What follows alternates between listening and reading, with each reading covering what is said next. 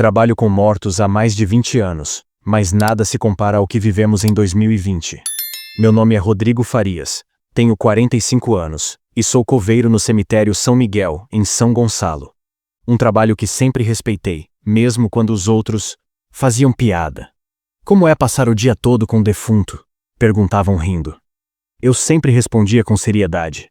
É uma forma de servir as famílias em seu pior momento. Até o início daquele ano, conhecia a rotina como a palma da minha mão. Cada funeral tinha seu tempo, seu ritual, as lágrimas dos parentes, as flores sobre o caixão. Mesmo apressado, tinha dignidade. Mas quando a pandemia chegou, tudo mudou. Os caixões começaram a se empilhar. De 3 enterros por dia, passamos a 15, depois 20. Sem velório, sem tempo para despedidas, só caixões lacrados e anônimos. Contrataram pessoal extra às pressas. Mesmo assim, não dávamos conta. Trabalhávamos de sol a sol. Entre nós, circulava o mesmo comentário, em voz baixa. Nunca vi nada assim. O cemitério, antes um lugar de silêncio respeitoso, agora parecia uma fábrica de sepultamentos. Era como se a morte tivesse tirado férias da sua formalidade para mostrar sua cara mais crua. Mas não é sobre o caos que vim contar. É sobre aquela terça-feira chuvosa de maio. O dia em que comecei a duvidar de tudo que conhecia sobre meu trabalho e sobre a linha tênue entre vida e morte. O dia começou como tantos outros naquele período. Céu cinzento, chuva fina e uma fila de ambulâncias e carros funerários na entrada do cemitério. Cheguei às 6 da manhã. Coloquei meu macacão de trabalho já gasto nos joelhos e minha máscara. As luvas de borracha eram agora parte permanente do uniforme. Ninguém mais tocava em nada sem proteção. Logo na primeira hora, já havíamos feito 4 enterros. Não havia tempo para limpar o suor, mal trocávamos palavras. O Fernando, que trabalhava comigo há anos, apenas indicava com a cabeça onde cavar o próximo. As famílias, quando presentes, ficavam distantes. Algumas choravam silenciosamente, outras só observavam em estado de choque. Muitas vezes, não havia ninguém. Por volta das 3 da tarde, chegou mais um comboio. 3 carros funerários, um atrás do outro. O funcionário da funerária, um rapaz novo que nunca tinha visto antes, entregou os papéis rapidamente.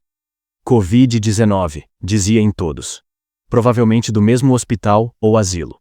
Naquela altura, já não prestávamos muita atenção nos detalhes. Era apenas mais um dia, mais alguns caixões. O terceiro caixão desse lote parecia igual aos outros. Simples, madeira barata, lacrado com fita adesiva industrial nas bordas. O nome na etiqueta estava parcialmente borrado pela chuva. Conseguia ler apenas Mar, alguma coisa. Homem, 67 anos. Sem mais informações. Fernando e eu o carregamos até a cova que tínhamos acabado de preparar. A terra vermelha formava um pequeno monte ao lado. Enquanto ajeitávamos as cordas para descer o caixão, senti algo diferente. Um peso distribuído de maneira irregular, como se o corpo tivesse se movido dentro da caixa. Comentei com Fernando, que deu de ombros. É o cansaço, Rodrigo. Tá o afetando sua cabeça. Começamos a baixar o caixão lentamente. Foi quando ouvi um som abafado, como se alguém tivesse batido na madeira, de dentro. Uma vez. Parei por um instante, olhando para Fernando, que continuava a manobra sem demonstrar ter notado nada. Você ouviu isso? Perguntei nervoso. Ouvi o quê? Vamos logo, tem mais 5 esperando. Voltamos ao trabalho. O caixão desceu mais alguns centímetros. E então? 2 batidas em sequência, mais fortes que a primeira. Meu coração disparou. Fernando finalmente parou, olhando fixamente para o caixão. É só a madeira estalando com o peso. Ele tentou racionalizar, mas sua voz traiu a insegurança. A chuva aumentou, formando uma cortina d'água que nos isolava do resto do cemitério. Ficamos ali, parados, segurando as cordas, encarando o caixão semi-coberto pela sombra da cova. 3 batidas, lentas e deliberadas. Não havia mais como negar. Alguém, estava batendo de dentro do caixão. Meu Deus! Gritei, largando as cordas. O caixão pendeu para o meu lado, quase caindo na cova. Fernando segurou firme, evitando o desastre. Calma, homem, vamos tirar isso daqui, ele disse, puxando o caixão de volta. Minhas mãos tremiam enquanto ajudava a retirar aquela caixa da beira da cova.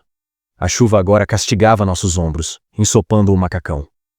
Coloquei o caixão no chão enlameado e me afastei um passo. E se for alguém vivo? Perguntei a Fernando, que parecia tão apavorado quanto eu. Impossível. Todos são testados, confirmados. Ninguém chega aqui sem certidão de óbito. Ele respondeu, mas sem convicção. Reunindo coragem, me aproximei novamente. Bati levemente na tampa. Tem alguém aí? Silêncio. Fernando riu nervosamente. Tá falando com o defunto agora, Rodrigo? Fiz sinal para ele ficar quieto e bati novamente. Nada. Talvez tivéssemos imaginado. Talvez o cansaço dos últimos meses tivesse finalmente cobrado seu preço na nossa sanidade.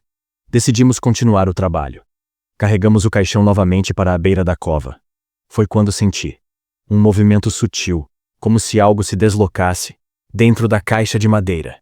E então, mais 3 batidas, desta vez inconfundíveis. Fernando largou as cordas e se afastou, fazendo o sinal da cruz repetidamente. Não vou mexer com isso. Chama o supervisor. Corri até o escritório, encharcado e ofegante. O supervisor, um homem de idade que raramente saía da sala climatizada, me olhou com irritação. Expliquei o que tinha acontecido. Ele me encarou como se eu tivesse perdido o juízo. Rodrigo, estamos todos estressados. Caixões não batem, mortos não se mexem. Mas eu ouvi. Fernando também. Ele suspirou profundamente, pegou seu rádio e chamou o segurança. Vamos resolver isso. Quando voltamos à cova, Fernando estava parado a metros de distância do caixão, que permanecia ao lado do buraco. O supervisor se aproximou cautelosamente e colocou a mão sobre a tampa, como se tentasse sentir alguma vibração. Vem! Nada! Agora terminem o trabalho, temos uma fila. Antes que pudesse completar a frase, um som abafado de 3 batidas ecoou claramente. O supervisor pulou para trás, derrubando seus óculos na lama. Jesus Cristo! Ele exclamou. O caos se instalou naqueles minutos seguintes. O supervisor gritava ao rádio para chamar uma ambulância, enquanto eu e Fernando encarávamos o caixão, paralisados entre o medo e a urgência de ajudar quem estava lá dentro. Precisamos abrir, disse finalmente, pegando a pá para usar como alavanca. O supervisor tentou me impedir. Não podemos. É um caso de Covid. Você sabe dos protocolos. E vai deixar alguém morrer sufocado? Retruquei, afastando-o com o braço. A pá encaixou na borda do caixão. Fernando, recuperado do choque inicial, veio me ajudar. Forçamos juntos, ouvindo a madeira barata estalar sob pressão. A fita adesiva industrial que selava as bordas começou a ceder. Um cheiro forte de produtos químicos e algo mais. Algo que conhecíamos bem, escapou assim que a primeira fresta se abriu. Recuei instintivamente, cobrindo o nariz com o braço, mesmo por cima da máscara. Continua, incentivou Fernando, embora também tivesse dado um passo para trás. Com um último esforço, a tampa cedeu parcialmente. Olhei para dentro, e o que vi ficará gravado em minha memória para sempre. O corpo de um homem idoso, envolto no plástico protetor obrigatório para vítimas de Covid, estava ali, sem movimento, os olhos fechados, definitivamente sem vida, mas algo estava errado, muito errado. O plástico que o cobria apresentava pequenos furos na região do peito, como se tivesse sido perfurado de dentro para fora. E havia algo sobre o corpo, algo se movendo. Uma ratazana cinzenta e gorda escapou pela abertura que havíamos criado, seguida por outra, e mais outra. Recuamos, horrorizados, enquanto os animais corriam para longe. Meu Deus, murmurou Fernando, elas estavam comendo. O supervisor vomitou ali mesmo, virando-se para o lado. Eu fiquei congelado, minha mente processando o que havíamos presenciado. As batidas, os movimentos. Eram os ratos que haviam encontrado uma forma de entrar no caixão, atraídos pelo cheiro. A ambulância chegou minutos depois, mas foi dispensada. Em vez disso, chamaram o controle de zoonoses. Soubemos depois que uma infestação de ratos havia sido relatada próximo ao depósito de caixões. Aqueles animais, famintos e desesperados, tinham encontrado uma fonte de alimento nos corpos que aguardavam sepultamento. Fechamos o caixão, novamente, vedando o melhor desta vez. Eu me sentia enojado, humilhado e, de alguma forma, culpado. Como se tivéssemos falhado em proteger a dignidade final daquela pessoa, já roubada pela pandemia. Terminamos o enterro em silêncio sepulcral. A chuva havia parado, deixando apenas uma névoa fria pairando sobre o cemitério. Naquela noite, não consegui dormir. A imagem dos ratos, do corpo envolto em plástico, das covas recém-abertas que pareciam não ter fim, tudo se misturava em pesadelos vívidos. 3 dias depois, ao passar pela área onde havíamos enterrado aquele caixão, notei algo perturbador. A terra estava remexida, com pequenos buracos, como se algo tivesse tentado sair ou entrar. Chamei o controle de zoonoses novamente. Eles encontraram um sistema de túneis de ratos que se estendia por várias sepulturas recentes. Aquele episódio mudou algo em mim. Não foi o medo da morte. Com isso já estava familiarizado. Foi a percepção da fragilidade de tudo. Como uma pandemia pode transformar até o momento final, o último direito de uma pessoa, em algo apressado e indigno. Ainda sou coveiro em São Gonçalo. Ainda enterro vítimas de doenças diversas. Mas agora verifico cada caixão 2 vezes. E à noite, quando o cemitério está vazio e silencioso, às vezes paro e escuto. Não para ouvir batidas de dentro dos caixões, mas para me lembrar que, mesmo em momentos de caos total, devemos preservar o que nos torna humanos, o respeito pelos que se foram e o cuidado com a dignidade da partida.